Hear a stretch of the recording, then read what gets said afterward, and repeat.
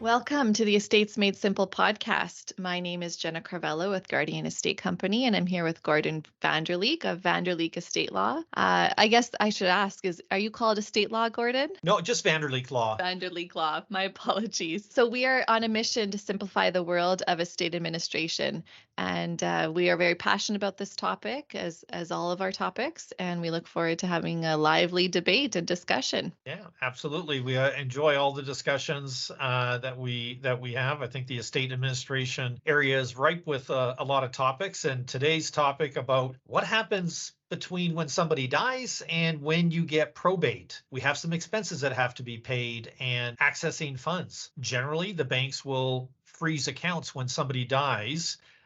Maybe Jenna, get into a little bit of the background. I know in your prior life working for a trust company, you had to deal with this, right? The practical aspects of estate administration, and especially in the context of usually the very first expense would be the funeral home. And they come to you and say, well, this is what it's going to cost. May we have some money, please? And we would like to have that money before the celebration of life happens. It'll be the first question that's asked. So that creates that initial issue of accounts frozen and a funeral bill and maybe some other expenses. All right, so take us through that as a little bit of background, and we'll maybe work through some examples and talk about some planning opportunities maybe to try to avoid it. Or let's start with the facts of kind of what happens in that circumstance. Sure, yes. So when an individual passes away, generally speaking, the banks do freeze their accounts to ensure that no transactions go through that are improper or that put the estate at risk. Now, I think there's a huge fear out there that, when someone passes, there's no money to pay expenses. What are we going to do? How are we going to pay the funeral, like you mentioned? What about the utility payments on the property? What about insurance? All these necessary expenses have to be paid, and where do they come from? Well, even though the accounts at the bank are generally frozen, they still allow certain transactions to go through upon approval and discussion. So I think, the fear is out there that the accounts will be frozen, but it's not necessarily as big of deal as many think, because there are ways around it, and there is some cash flow that's available for the executor to pay expenses, as long as you're doing what's in the best interest of the estate. So this is a common question when people are planning their estates. What is my executor going to do about cash flow? So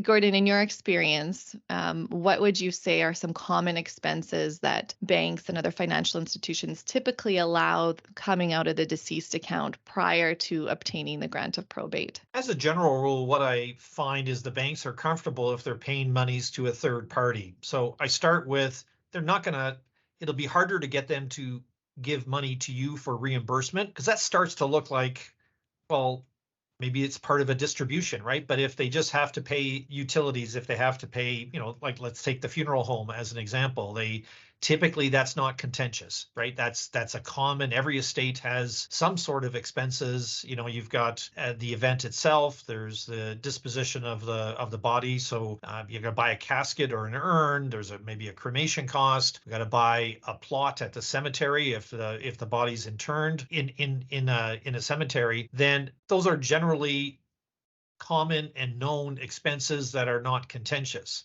Certainly, we've been in some situations where the bank would go that they've refused it, and one that always comes to mind is, and it turned out to be quite contentious in the estate, is the funeral bill ended up being like $50,000, right? So it was a blended family, and the second wife went in and wanted this lavish celebration, and the kids were aghast at, what do you mean this is going to be $50,000, right? She just had this view of the type of funeral that was there, and in that circumstance ended up I think tried to get the bank to do it, but the bank, I think, rightfully said, well, that seems a little out of the ordinary. So typically speaking, the bank, if they see it as non-contentious and a typical expense associated with the administration, the estate would likely make that payment. A funeral in a normal range, I don't think would attract any bad attention or a refusal to pay it. So that's fairly common that they would exercise their discretion to pay the funeral. I find The utilities, typically, if there's pre-authorized, those usually stop, but there may be discretion at the bank to let some of them. It's been hit and miss. Sometimes they go through, sometimes they don't. That may be the decision of the local manager as to whether they allow that or not. The other expenses that sometimes can be stressful to think about at the front end beyond the funeral would also be Canada Revenue Agency, right? If there is Yeah. amounts, we're recording this in or around the time of filing tax returns, right? What if somebody passes away right when they're owed some, they have to pay some money to CRA, or there's going to be penalties and interest associated with the non-payment, well, the interest charges for the non-payment. So in those situations, we've certainly in the past have been successful in negotiating with the banks to say, can we have a check for the receiver general? And they're sort of sympathetic, going, okay, taxes have to be paid on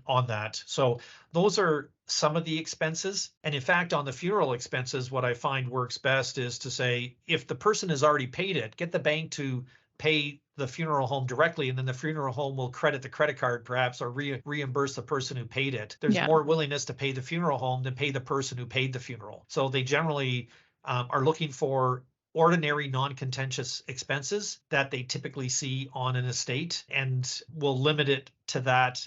It does depend on the size of and the amounts involved and the overall size of the estate. I mean, if there's lots of funds in the bank, I think that affects their decision as well, versus there's very little in the estate. They Right. may be more reluctant to say, well, okay, you sort that out. We're not going to take that risk, right? Because Yeah. let's talk a little bit about that, and maybe touching upon some of the comments you made earlier. The problem is, what if the bank pays something and it turns out that they shouldn't? They're really trying to protect their risk in ensuring that whatever payments go out of the account are for the benefit of the estate, and almost a necessary expense to upkeep the value of the estate. Because, for example, if they don't pay utility payments, the heat could turn off, the pipes could freeze, and the estate value decreases because there's the house is ruined. Insurance policy on the real property. So all those are necessary to keep the value preserved Yes. for the beneficiaries. And so the bank really looks at that perspective. What is the risk that they have in releasing these funds Or a prior to mortgage probate? payment, right? I mean, Mortgage if payment, in yeah. some cases if there's been some arrears and there's threatened power of sale proceedings or foreclosure,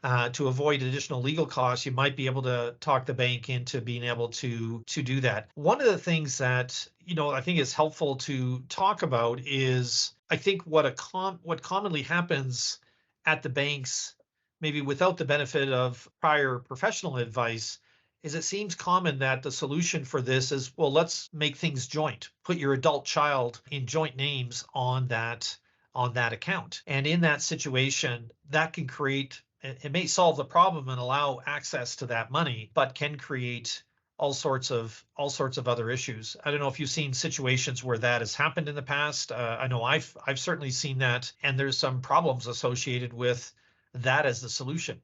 Yeah. Yeah. And we've talked about that in prior episodes too.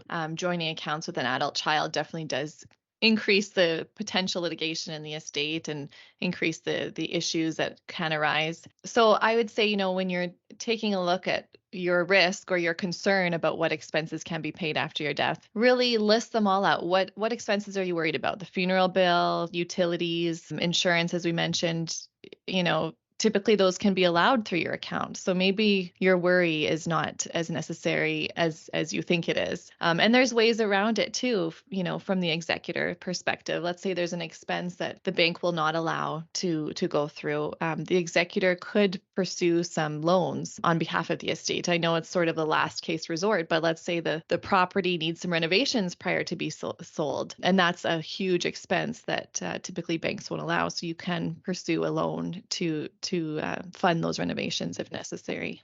Yeah, I had a situation where we had to do a loan on an estate, and we actually have that provision in our standard administrative clauses in the will saying Yeah. authorized to borrow. A lot of people go, what do you mean they're going to borrow? When Yeah. would that ever happen? We actually had a case where somebody passed away. They owned 7 condominium. That was their investment strategy. They just bought condos and then held them for a period of time and sold them, right? And the fellow died unexpectedly, had about $100,000 of liquid assets, cash in the bank, but the tax bill was about $250,000 on the deemed disposition of these condos, because it wasn't his principal residence. It was investment Mhm. property, rental property. So in that, we had an immediate problem, because at the time, by the time we got around to filing the tax returns, the check to the receiver general needed to be 250, but there was only 100 grand in the estate. So Yeah. they were able actually to get a line of credit collaterally secured by several of the condos. And they also didn't want to sell the condos in kind of a fire sale situation because the market was depressed. They wanted to wait for the market to improve and then sell in a timely and orderly fashion,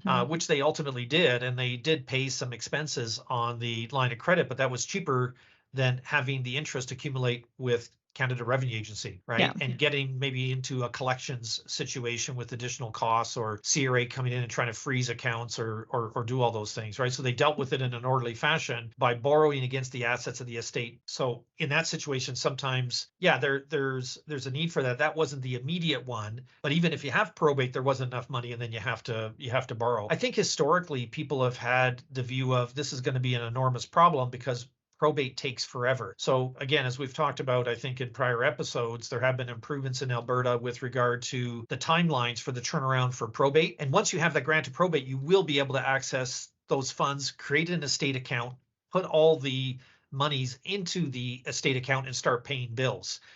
So we used to measure it in months, and now it's more in weeks, for probate. I mean, currently we're usually quoting in the 4 to 6 week mark for a turnaround for probate. It used to be 18 to 20 weeks when things, a number of years ago were really bad. But with the new digital system, we're sometimes getting them in even faster. I think it's reduced the problem. So that's part of the message is it may be less of a problem than you think. Yeah. And there are some solutions where you can go to the bank and say, while I'm waiting for the grant to probate and going through that process, can you just pay certain bills?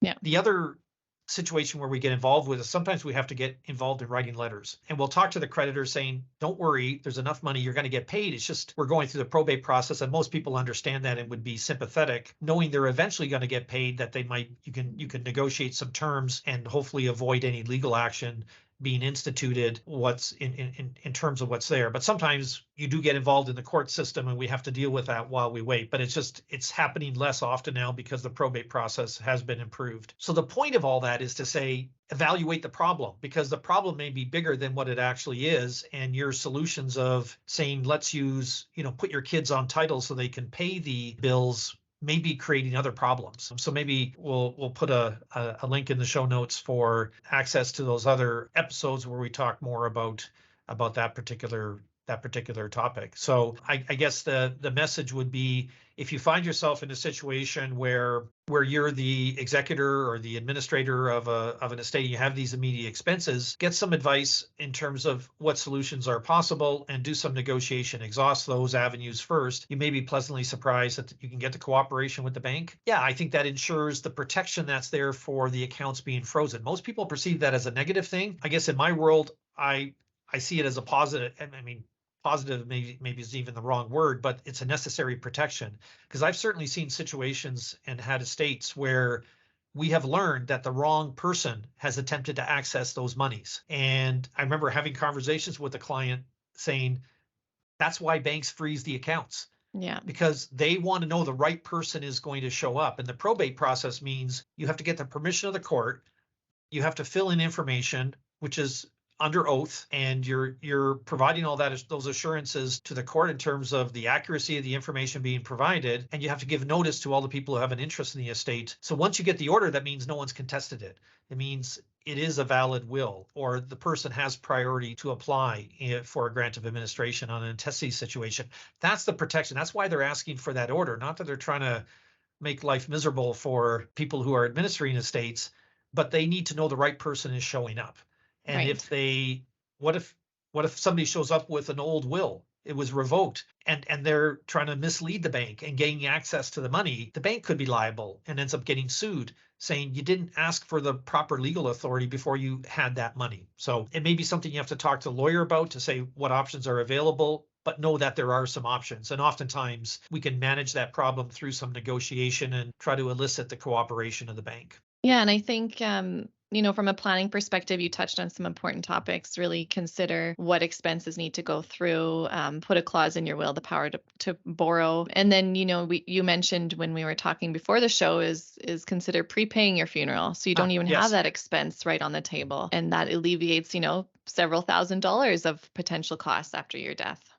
It is, if you want to make things as easy as possible for your nominated executor, you can pre-plan the funeral. If we're talking about that expense, you can pre-plan it and you can prepay it, which actually interestingly might be a hedge against inflation because the Yeah. cost of the funeral keep going up every year. And if you're paying in today's dollars, assuming you're going to pass away many years into the future, it may actually be a pretty decent investment, right?